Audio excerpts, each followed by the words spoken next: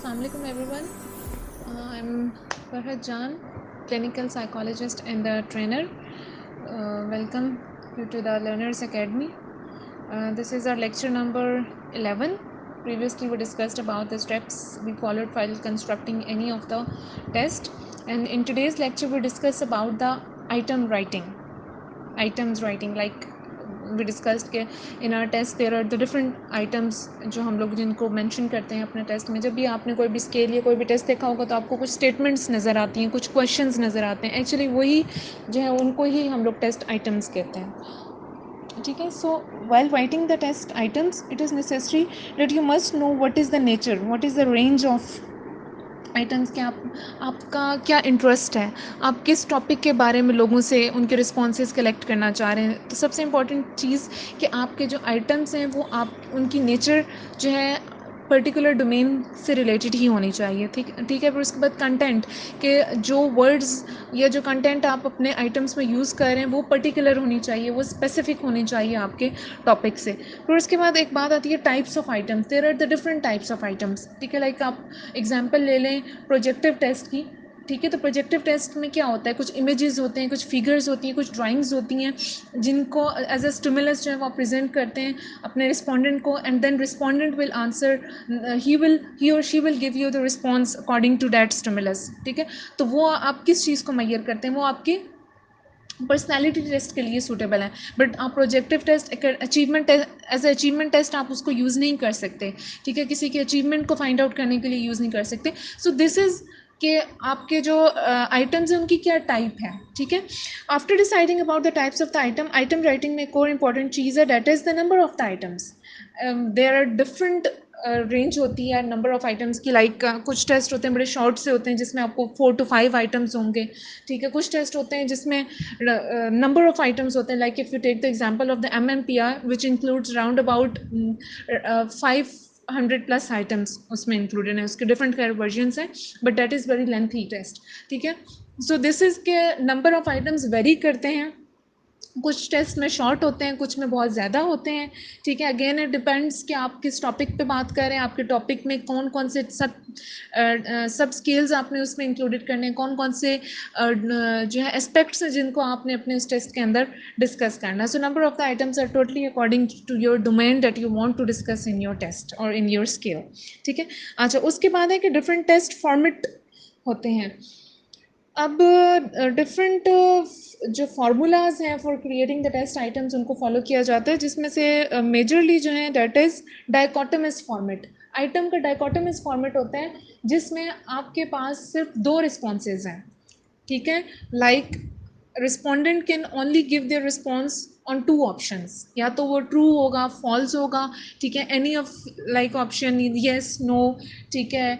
Never, almost, like इस तरह के ऑप्शन जिसमें जस्ट 2 ऑप्शंस होंगे जिस आइटम के लिए, उसको आप लोग डायकोटमस आइटम्स कहते हैं. फिर उसके बाद आते हैं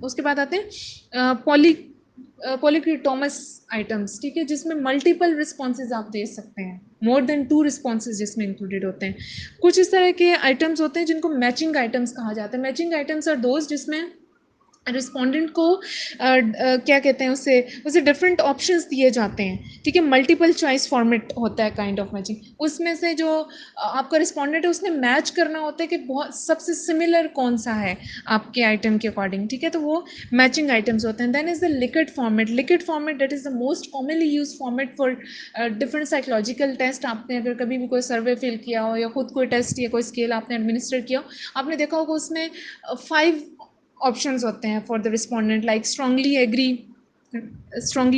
एग्री के बाद फिर एग्री होता है, फिर न्यूट्रल होता है, then is the disagree, then is the strongly disagree. So this kind of format is known as the liquid format. ठीक है. जिसमें आपके पास आंसर्स जो हैं वो या ऑप्शंस आपके पास 5 की रेंज में होते हैं. ठीक है. फिर उनको डिफरेंट नंबर्स असाइन किए जाते हैं. Like for strongly disagree there is 0, for disagree there is 1, for neutral there is 2, and for agree there is number 4 or number 3, and for the strongly agree you will assign the number 4. तो ये आप scaling कर रहे होते हैं उनकी. ठीक है. So this is the liquid format.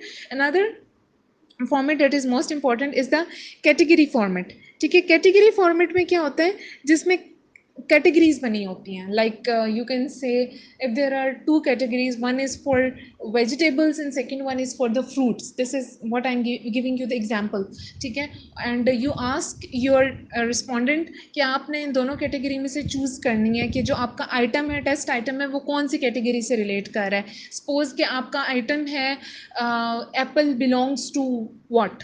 ठीक है. सो दो कैटेगरीज तो गिवन है कि वेजिटेबल है या फिर फ्रूट है. तो रिस्पोंडेंट ने डिसाइड करना है कि whether apple is an fruit और an vegetable. So this is a kind of the example for the category format, जिसमें कैटेगरीज के बेस पे जो है वो आइटम्स के लिए रिस्पॉन्सेज को चूज़ किया जाता है. Then the next that is most important kind of the common जिसको आप फॉर्मेट कह सकते हैं, that is a check list और द क्यू सॉर्ट.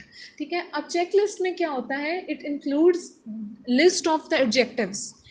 ठीक है. जिसमें डिफरेंट एडजेक्टिव्स होते हैं and you have to select the particular adjective that is mostly related to you. ठीक है. वो एडजेक्टिव जो आपको डिफाइन कर रहा है, जो आपके बारे में बता रहा है, आपने उसको चूज़ करना है. सो कोई भी इस तरह का स्केल, कोई भी इस तरह का टेस्ट फॉर्मेट जिसमें एडजेक्टिव्स की लिस्ट गिवन है वहाँ से आपने चूज़ करना हो, तो it means that is a check list कि आप चेक कर रहे हैं. ठीक है. It is a kind of the self report.